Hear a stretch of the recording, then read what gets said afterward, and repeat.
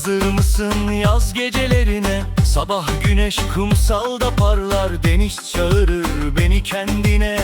Afşa uyanır, ritim başlar, kalbim düşer yazın peşine. Yiğitlerde kahkaha sesi, sokaklar dolu gençlikle. Bir şarkı çalar uzaktan, gece gelir dans etmekle.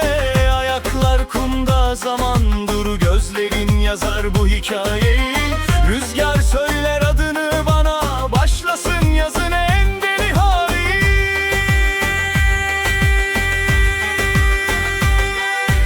Avşa, avşa, yaz var, aşk var bu adada. Deniz, kumsal, güneş, müzik, dans ederiz sabaha kadar. Avşa, avşa, kalbim ritmi burada bulur.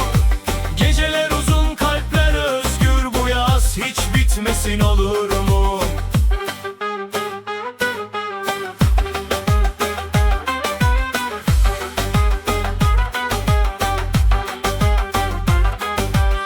Gün batarken sahil ateş, gökyüzü pembe mor turuncu. Bir melodi tutar elimden, yazdırır bana bu şarkıyı.